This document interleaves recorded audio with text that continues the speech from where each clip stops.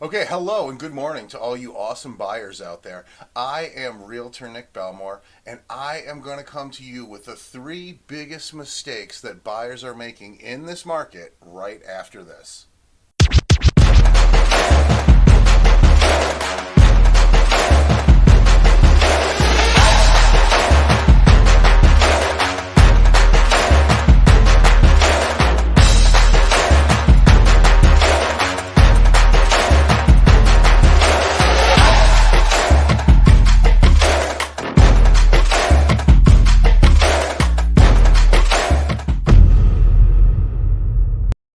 Okay, I am Realtor Nick Bellmore, and today we are going to dive right into the three biggest mistakes that I see buyers making in today's housing market.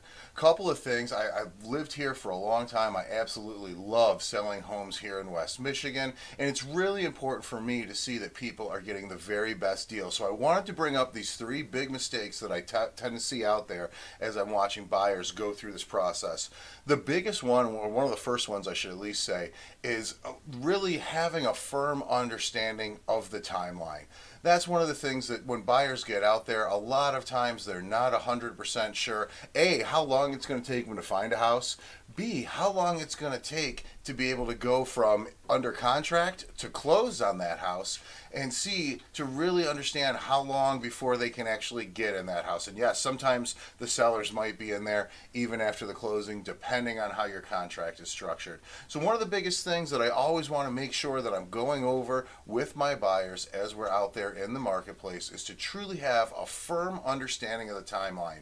When do they need to be into something, and how far out are we starting in order to make that happen? And of course, a lot of times we got to make sure that we're leaving enough time to find the right house for them, because obviously it's a big purchase. We don't want to end up settling for something. The next one that I want to go over with is truly having enough money ready to go. Now, obviously, one of the things that comes up most with this is going to be down payment. And yes, that is 100% one of the components that I want to make sure that buyers are prepared with. But there's a lot more to buying in today's market than just our down payment. Another thing that we want to consider and factor into this is going to be the closing costs. What's the difference between the closing costs and the down payment? Well, I'll tell you, a huge difference between the two is the down payment is money that you're putting down on the mortgage, and the closing costs are money that you're putting in to fund the mortgage. Now, not all closing costs are to fund the mortgage right to the mortgage company. Some of it we call in the state of Michigan prepaid items. They're items that you're paying in advance at the time of closing. And a lot of times that is going to consist of the next year's taxes. It's also going to be typically a year's worth of homeowners insurance paid up front. And typically we'll see some money to start an escrow account if your taxes are going to be included in your payment. So a couple things we want to focus on saving up as we dive into this adventure. We want to have the down payment. We want to have the closing costs. We want to also have a little bit of a cushion, a little bit of an emergency fund ready to go in case something happens. And the fourth thing that I want people to consider when going through this process is having a little money set aside for instant renovations. One of the most common things that we see buyers do right out of the gate when they get into a home is they'll typically paint, and they'll typically do some type of flooring upgrade as they're going through the process. So if you're in the process, you're getting ready, you're saving up for this, couple of things to think about. And last but not least, on my three biggest mistakes, and this is probably the biggest one for negotiation, buyers are too focused on the price versus the value. And what do I mean by that? I mean, ultimately today, as prices have risen, there can be a little bit of sticker shock, without a doubt, especially here in West Michigan, as we've seen amazing appreciation rates over the past few years. And so what we find is that a lot of buyers are really more focused on the actual price versus the payment and versus, of course, the value. And when I say the value, what am I talking about? Well, I'm talking about the appreciation rate. We want to look at how much are the homes in the neighborhoods making from an investment standpoint, because that's something that we've got to factor in when we're taking a look at our next purchase.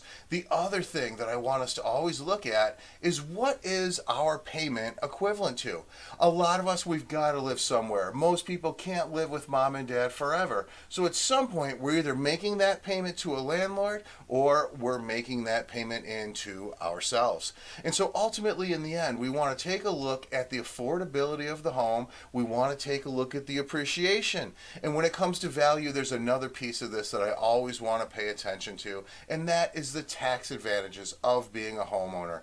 A lot of people do not realize that we can deduct the mortgage interest paid on that mortgage we have for our principal residence. So if you end up thinking about what used to be, and we might be thinking about some of those people that closed at 3.5 or 3.8 rates, and as you look at rates today, they're a little bit higher, and people get a little upset about that, and I can understand why. But please understand, when we pay that higher interest rate, we're often going to be writing that off completely, and we're going to see a good chunk of that money come back in the form of a tax deduction. So there was a little bit of information about the three biggest mistakes that we see here in West Michigan in the housing market. Again, my name is Nick Bellmore. I make videos about all things housing here in West Michigan, and I can't wait to see you guys on the next one.